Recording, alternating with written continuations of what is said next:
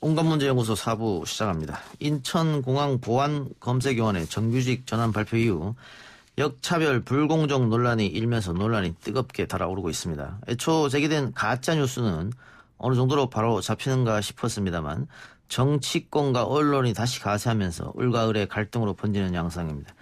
일단 세 분은 이 문제 어떻게 보십니까? 김기태 변호사부터 말씀해 주시죠. 네, 저는 일단은 비정규직에서 정규직으로 전환한 거는 이건 잘한 일이다라고 생각을 하고요. 그런데 이제 이게 제가 이제 한번 알아보니까요. 이게 어떻게 맨 처음에 기사가 됐냐면 카톡 오픈 채팅방에 기자들하고 다 있는 카톡 오픈 채팅방에서 이런 어떤 그 글이 하나 올라왔답니다. 그거를 이제 인터넷 뉴스에서 확인하지도 않고 이렇게 썼던 게 이게 시발이 됐는데 저는 일단은 비정규직에서 정규직 한 거는 문재인 대통령께서 2017년 2월에 인천국제공항 공사를 방문하면서 약속했던 부분이고 그리고 잘못된 어떤 노동 정책을 그다음에 노동 현실을 좀 바꿔보겠다는 의지의 표현이지 않는가. 그런데 이 가짜뉴스 또는 팩트를 체크하지 않은 뉴스들에 의해서 이게 좀 오도된 부분이 상당히 많다라는 생각을 하고 있습니다. 예, 정일 프로는? 저는 이게 생각보다 좀 복잡해요. 일단은 오픈 채팅방 문제는 거의 가짜 뉴스고 네. 거의 해명이 됐어요. 그게 처음에 공분을 일으키는데 상당히 기폭제 역할을 했어요. 맞습니다. 그럼 그게 해소됐으면 이 문제가 우리가 잘못 알았네? 이성적으로는 사그라져야 되는데 이 문제를 잘 보시면 그렇게 취재 보도가 일방향은 아니에요. 네. 자, 인천공항공사 사장, 구본환 사장이 자, 이제 2천여 명을 정규직으로 전환합니다. 발표를 해요. 근데 문제는 제가 이 놀란 건 정규직 노조가 반대를 해요. 이게 문제예요. 보통의 노사관계에서는 자, 비정규직도 정규직으로 전환해 주십시오. 대통령 공약 아닙니까? 라고 노조가 요구를 하면 사측에서 아이고 어려우니까 우선은 자회사로 흡수했다가 단계적으로 갑시다. 이러거든요. 이건 거꾸로야. 사장은 다 정규직 1902명 보안검색요원 청원경찰직으로 정규직 본사가 고용. 그럼 노조는 와 짝짝짝 해야 되는데 노조가 반대를 하면서 뭐라 그러냐면 약속이랑 다른데요? 자회사로 넣었다가 왜냐하면 이게 무기를 소지해야 되는 직종이라 맞습니다. 이 특수경비직으로 자회사를 만들어서 넣었다가 우리와 협의하면서 정규직화하기로 했잖아요. 단계적으로. 근데 왜 갑자기 본사 고용합니까? 라고 맞서요. 그럼 이상한 상황이거든요. 그래서 저는 그 다음에 문제는 뭐냐면 이게 일이 막 커지다 보니까 청와대가 해명을 해요. 물론 20만 명 넘으면 청와대가 해명하는 게 맞죠. 맞습니다. 그래서 20만 명 넘은 당일 밤에 라디오에 청와대에 일자리 수석이 나가서 해명했는데 거기서부터 어긋나기 시작했어요. 이 공사가 대응해야죠. 본사가 대응해야지. 왜 청와대가 나서고 민주당이 나서고 이러다 보니까 일을 더 키웠어. 네, 맞습니다. 정당과 청와대는 나중에 나서고 나설 때는 정책 얘기만 하면 돼요. 맞습니다. 비정규직의 정규직화 이번 정부의 노동 정책이다. 근데 이거를 공사의 문제를 그거는요. 오픈 채팅방의 문제가 이게 아니고요. 저게 아니고요. 이거를 청와대나 민주당이 나설 이유가 아니었다. 그래서 저는 거기서 꼬였다. 이렇게 생각을 합니다. 그리고 상당히 취준생과 2030의 공분에는 구조적인 공분인데 그렇죠. 이거를 너무 한 공사 사안으로 대응한 게 아닌가 하는 안타까움이 남습니다. 이게 지금 비정규직을 정규직으로 전환한다는 것은 대통령의 핵심 공약 사항인 것이고 맞습니다. 그래서 인천공항공사만 지금 문제가 됐습니다만 전체 직군을 다 살펴보면 한 19만 명 정도가 비정규직 정규직으로 전환이 됐습니다. 맞아요. 그런데 그 19만 명 중에 90% 이상이 이 인천공항처럼 자회사가 직접 고용하는 본사가 직접 고용하는 것이 아니라 다 무기계약직으로 맞아요. 전환된 거거든요. 맞아요. 그러니까 무늬만 정규직 전환 아니냐. 어찌 보면. 예, 그런 얘기가 많은데. 조금 안정화됐을 뿐. 그렇죠. 그리고 이 공공기관에 비정규직에서 정규직으로 전환한 거는 박근혜 정권 때도 그다음에 이명박 정권 때도 다 있었습니다. 근데 단 비정규직에서 정규직으로 전환했을 때는 기존의 정규직과 비정규직에서 정규직으로 전환된 그런 분들하고는 승진이나 급여 차이가 현격하게 납니다. 근데 지금 인천공항공사는 직접 고용이니까 문제가 있다. 그러니까 우리가 취업할 기회를 박탈한 거 아니냐. 뭐 이런 건데 사실은 이거는 보안 업무이기 때문에 좀 다릅니다만 어쨌든 그런 논란이 불거졌어요. 그렇죠. 정박사님 어떻게 생각하세요? 그러니까 지금 이 문제에 관련한 거는 여러 가지 논란의 배경이 된 게 여러 가지 부분이 있는데 그 중에 하나가 어떻게 보면 좀 잘못된 정보도 들어가 있는 것 같아요. 즉, 이번에 이제 비정규직에서 정규직 전환돼 있어서 급여 수준이라든가 이런 부분들은 좀 잘못 전달된 부분이 있거든요. 그리고 뭐 2년 동안 알바만 하면 바로 정규직으로 보안검색 요원, 무슨 경찰이라고 그러죠? 청원경찰 될 수 있다. 그런데 그 내용을 한번 다 알고 보면 그게 좀 사실이 아닌 것들이 많이 있는데 이런 내용이 중심이 돼서 논란이 계속 확산된 것 같아요. 그러니까 결론적으로 사실은 내용적으로는 비정규직에서 정규직으로 전환하는 건 아주 좋은 취지의 그런 정책이거든요, 사실은. 근데 내용적으로 봤을 때 오히려 이런 비정규직에서 정규직으로 전환하면서 기존 새롭게 잠재적으로 신입 직원들의 경우에는 예를 들어서 TO가 줄어든다든가 아니면 보상 자체가 오랫동안 이뤄왔던 정규직과 한 번에 갑자기 같은 수준으로 된다든가 이런 부분들이 좀 의심이 되니까 이렇게 논란이 커진 건데 그 내용들을 따져보면 그런 부분에 있어서는 좀 잘못 전달된 가짜뉴스의 성향들이 좀 있어서 이 논란이 좀 더 커진 거 아닌가 이런 생각을 좀 해봅니다. 예. 가짜뉴스는 최영일 평론가 말대로 어느 정도 정리가 되긴 했습니다만 아직도 불공정의 논란이 있는 것 같아요. 저는 거기서는 알바가 전환됐다. 아무 의미가 없고요. 그리고 2017년 5월 이후에는 똑같은 공채를 거쳐야 되기 때문에 맞습니다. 탈락해요. 지금 800명, 40%가 거기에 해당해요. 그리고 연봉 5천 아니에요. 아닙니다. 예. 근데 4천이에요. 4천도 높기는 해요. 3,850만 원이라고 하는데 3.7% 올라서 3,600만 원대의 정규직이 되면 복지수당 505만 원을 주니까 4천만 원이 좀 넘죠. 근데 5천만 원은 아니지만 4천도 높아요. 뭐 이건 이제 의견은 구구할 수 있어요. 근데 이 보안검색 요원들의 굉장히 강도 높은 노동 강도에 비하면 이걸 또 높다고 봐야겠느냐. 그렇죠. 예, 그 인국공이 소위 이제 평균 연봉은 8,300쯤 된다더라.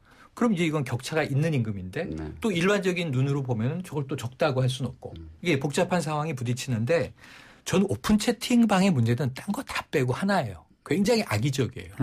서연고 나와서 취업 준비 열심히 하면 뭐 하나? 나는 로또 맞았다라는 식으로 이야기한 거. 그리고 이제 서울대, 연세대, 고대 특히 명문대를 자극했고 그다음에 거기엔 제일 나쁜 건 네 글자예요.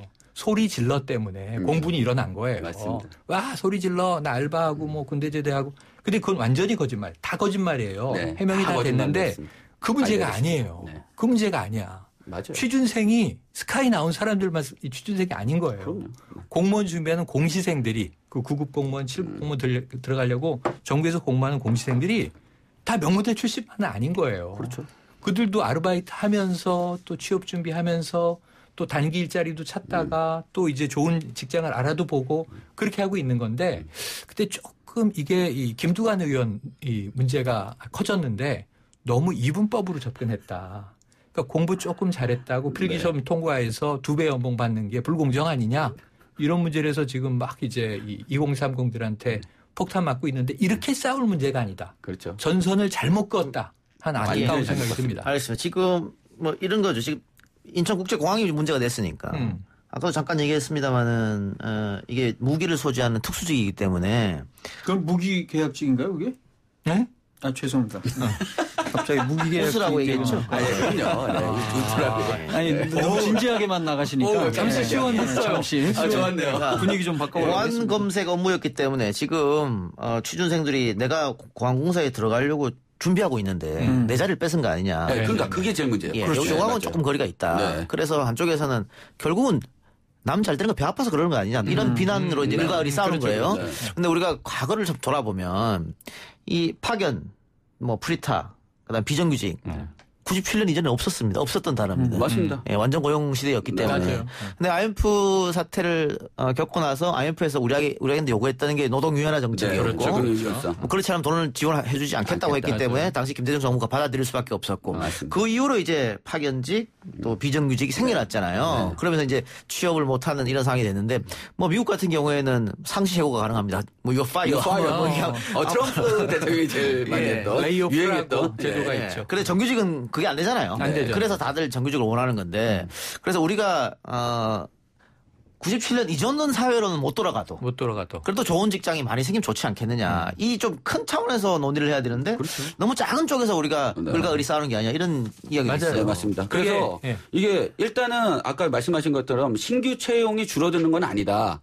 그래서 오히려 그러니까 회계나 경영을 담당하는 일반직에 대한 신규 채용은 그대로 두고 지금 비정규직은 그런 일반 신규 채용을 안 했었거든요.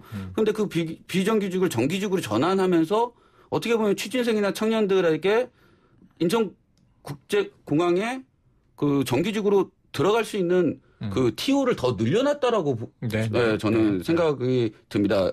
물론 이 기사만 맨 처음 기사만 보면 청년층이나 취준생들이 당연히 공분하는 걸 인정을 합니다. 어떻게 보면 그 취업 기회의 불공정성과 어떻게 보면 정규직으로 되는 기회를 박탈하는 상대적 박탈감을 느낄 수 있겠지만 곰곰이 따져보면 취업 부분이 좀 더 넓어진 게 아닌가라는 생각을 하고 있습니다. 근데 제가 생각에는 일단 비정규직을 정규직으로 전환하는 정책에 있어서 사실 결론적으로는 그렇게 되면 예산도 비용도 만만치 않게 들어갈 텐데 지금같이 한정된 조건 속에서 다른 정규직 채용이나 이런 것은 침해를 받지 않고 비정규직을 정규직으로 전환하는 부분들 이 부분도 좀 한번 좀 심하게 생각을 해야 되지 않습니까? 근데 그것도 공사가 해명을 했어요. 네. 왜냐하면 지금 이게 1902명에 그리고 그중에서 한 800여 명은 채용될지 안 될지 모르는 공개 채용을 거쳐야 되는 과정에 어쨌든 정규직 전환의 발표가 회사는 냈는데 지금 원래 문재인 대통령 그 2017년 방문했을 때 10,000명 고용하겠다였거든요. 근데 9,700명이에요. 근데 정규직 고용은 그 외에 200~300명의 다른 직군이 있어요. 그러니까 2,000여 명을 본사가 직접 고용을 해요, 이번에. 근데 거의 8,000명에 가까운 7,000 수백 명이 고용이 안정화되는데 그분들은 자회사 고용이에요. 자회사를 세워서 자회사 내에 정규직으로. 어쨌든 지금 기간제보다는 낮긴 하지만 인천국제공항공사가 직접 고용해 주는 게 아니라 자회사를 통해서 고용하니까 다소는 불안해요. 다수는 자회사 고용인데 이분들 중에 특히 1,900명이 이제 보안검색 요원이라는 게 문제인데 회사 입장은 명확해요. 왜냐하면 아니 그 무기 소지하는데 자회사 고용한다면서요. 이게 정규직 노조 입장인데 회사는 이분들이야말로 고객의 생명을 다루는 분들이다. 생명과 안전을. 인천공항, 국제공항 가면 누구를 주로 보냐면 보안검색 요원이 주로 눈에 보여요. 드라마 주인공도 했어요. 보안검색 요원이. 최수빈 씨가 나왔어. 그래서 나는 정규직인 줄 알았어요. 그때는. 네. 근데 정규직이 아니더라는 거죠. 그래서 본사의 입장도 이해는 돼요. 근데 이게 뜨거워진 이유는 인국공이기 때문이에요. 네, 왜냐하면 이 다수의 취준생이 바라보는 가장 최고의 직장이죠. 1위의 최고의 꿈의 직장. 100대 1의 취업 경쟁률. 156대 1의 취업 경쟁률. 1년에 10명에서 20명 뽑을까 말까. 맞습니다. 거기에 5~6천 명이 모인단 말이에요. 네. 근데 거기에 연문이 뚫렸대. 이렇게 되다 보니까 술렁술렁한 건데 내용을 보면은 불공정하지 않아요. 공정해. 근데 문제는 본질은 그게 아니야. 그렇죠. 불공정을 겪고 있는 다수의 청년층을 어떻게 할 거냐. 그렇죠. 이게 국가적인 문제야. 네, 그래서 결국은. 이 문제의 본질은 어떻게 하면 청년들의 일자리를 많이 늘릴 수 있을까를 고민을 해야지. 예. 무슨 뭐 로또 맞습니다. 취업이다 뭐 황제 연봉이다 이런 게 아니라는 얘기예요. 예. 그래요. 그 결론을 내리면 뭐 을과 을이 이 사안으로 싸우는 건 지역적 문제인 것이고 그렇죠. 좀 큰 줄거리에서 바라보면서 최대의 복지는 일자리 아니겠어요? 아, 그렇죠. 정부가 책임져야 되는 문제니까 조금 더 전향적으로 제도를 개선해 주시기 바라고. 자, 다음 주제는 사회적 거리두기인데요. 그 전에 보이는 라디오가 잠시 멈췄습니다. 그래요? 예, 기술적 문제로 송출이 안 돼서 복구 안 중에 보여요? 있으니까요. 예. 그럼 코파도 되는 거네? 그 목소리는 나옵니다. 오늘 그러네요. 조심해야 목소리가 나와버렸네. 아이고 이런. 예. 여러분들 뭐 듣는 라이브로 들어주시면 됩니다. 듣는 라이브. 그리고 뭐 라디오나 또 앱, 또 팟빵으로는 또 나가고 있으니까요. 예. 저희 보이는 라디오가 YTN 다른 모든 시간대가 100명이 안 됩니다. 실시간에. 그렇습니까? 우리는요? 500명이 넘습니다. 이야. 와우. 유일한 방송이죠. 유일한 예. 방송. 대박이네요. 그런데 지금 터졌습니다. 기술적인 문제로. 기술적 문제로. 듣는 라이브로 들어주시기 바라고요. 자, 사회적 거리두기 3단계로 나눴는데 어떻게 되는 건지 이 시간 최고의 컨디션 최영일 평론가가. 네, 1단계 지금까지 고강도 사회적 거리두기, 생활 속 거리두기 이거 이제 없어진다고 보시면 되고요. 사회적 거리두기 1단계, 2단계, 3단계. 지금 1단계예요. 1일 확진자 50명 이내 그리고 감염 경로를 확인할 수 없는 깜깜이가 5% 이내 정도면 1단계로 봅니다. 일상생활 가능합니다. 사회경제 활동 가능합니다. 고위험군 지역에 갈 때만 이 전자 출입 명부를 작성하고 방역 수칙을 지키면 다 이용할 수 있어요. 전자 출입 명부 QR 코드입니까? QR 코드를 찍고 입장할 수 있어요. 예를 들면 뭐 포차 갈 수 있어요. 근데 이제 마스크 쓰고 최대한 거리 두기를 해야 된다는 얘기죠. 고위험군은 좀 특별 관리하고 있고 방역 수칙 안 지키면 집합금지 명령. 자, 2단계는 일일 확진자가 50명이 넘어서 50에서 100명 사이 정도. 그러면은 이건 이제 2단계로 보고 2단계의 경우에는 고위험군 업소들은 중지. 그리고 다중 이용 시설이 고위험군처럼 제한적인 이용이 가능. 그리고 50명 이상 모이는 것을 금한다. 예. 그럼 어떻게 되냐면 실내 결혼식 같은 게 어렵다.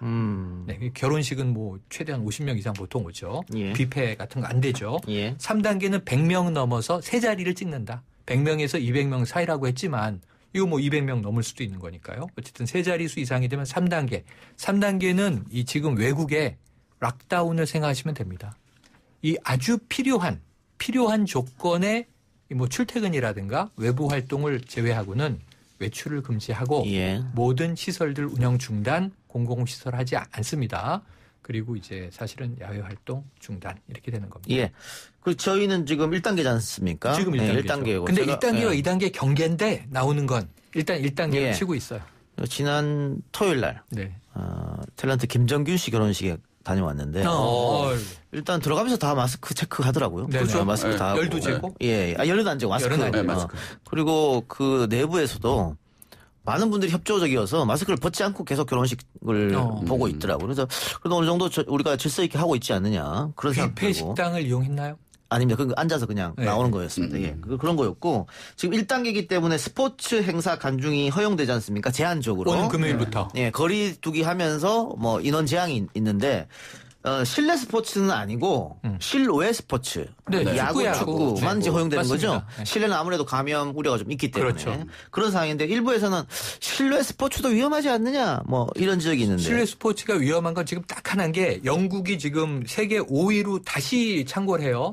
그런데 왜냐하면 이 피해를 풀어버렸어요. 네. 그 리버풀이 우승을 했어요. 네. 우승을 확정지었죠. 근데 리버풀이 우승할 때 안필드 경기장에서 팬들이 막 얼싸안고 울었어요. 뭐 좋긴 좋겠지. 수천 명이 그랬죠. 근데 이 바이러스가 계속 는 거예요. 그러니까 우리도 조현일 평론가 스포츠도 다룹니까? 제가 안필드에 가서 이 리버풀 경기를 직관했잖아요. 뭐는 못 하시겠어요. 모르는 게 없어요, 어떻게. 뭐는 못 하시겠어요. 근데 리버풀이 이 저 우길기를 한번 띄우는 바람에 제가 완전히. 팬을 보이콧했는데 근데 어쨌든 이제 우승을 확정지었는데 늘어나고 있다. 그래서 우리도 지금 우리는 이번 금요일부터 해제하는데 30%만 관중이 들어와요. 그 사회적 거리를 두는. 아니 자리를 3개씩 띄어앉으면 네. 돼요. 널찍널찍하게 앉는데 네. 그리고 마스크 쓰고 봐야 되고요. 네. 이 과거처럼 치맥 안 됩니다. 아, 음식물 그렇죠. 섭취 못합니다. 맞습니다. 술도 당연히 안 되죠. 네. 그래서 이 방역수칙 지키면서 들어갔다 나오고 이 감염만 없다면 괜찮을 것 같은데 그렇지 않으면은 바로 중지될 겁니다. 아, 야구장에서는 좀- 치맥이 제일 근데 좋은데. 좀 우려가 되는 건 치맥이 중요한 것 같지는 않고요. 제 생각에는 그 응원하는 거. 비말. 크게 그렇죠. 소리 소리를 지르고. 치면서 아하. 노래를 부르면서 이게 제일 문제라고 저는 생각해요. 최강 두산 이렇게. 네, 안 근데 됩니다. 그거 안 하고 조용히 마스크 쓰고 보기에는 참 이게 참 어려운 문제긴 한데 밍밍하죠. 밍밍해. 그래도 이게 7월 3일부터 입장하면서 허용을 한다고 했을 때는 제 생각에는 거리는 뭐 2m 정도 충분히 여유를 두고 마스크는 다 착용하게 하고 가능하면 좀 조용한 분위기에서 그렇죠. 그 쉽지 않을 것 같아요. 쉽지 않은데. 현장에 가는 사실 그렇게 안 하면 감염의 위험성 실외라 할지라도 크게 소리를 지르고 이러면서 비말이 퍼지면서 주변 바로 옆에 감염될 가능성은 배제할 수가 없겠죠. 그렇지. 만약 방역 수칙을 안 지키면 강제 퇴장시킬 수 있나요? 퇴장시킬 수 있어요. 네, 알겠습니다. 네네. 그래요. 근데 더 큰 문제는 종교시설 확산입니다. 지금 늘어나고 수도권 교회에서 계속해서 확진자가 늘어나고 있어가지고 종교시설을 고위험 시설로 지정해야 되는 거 아니냐. 아니 뭐 헌팅 포차, 단란주점 보다도 더 위험한 게 종교시설 아니냐. 왜냐하면 처음부터 그랬죠. 모여서 뭐 찬송가 부르고 뭐 이렇게 하다 보면 비말이 또 튈 수밖에 없으니까 식사도 다 같이 모여서 하고 이러기 때문에 지금 2개 버전의 얘기가 오늘 나와 있는데 하나는 대형 교회인데 예배에서 확산된 것 같지는 않다. 왜냐하면 거리 두기를 충분히 하고 큰 교회가 뭐 온라인 예배도 접속을 하고 마스크 다 쓰고 찬송가 크게 안 부르고 그냥 조용한 차분한 예배를 드렸다. 여기서는 오염된 것 같지 않다. 문제는 뭐냐면 대형 교회가 끝나고 나서가 문제예요. 맞습니다. 소규모 집단 모임이 많아요.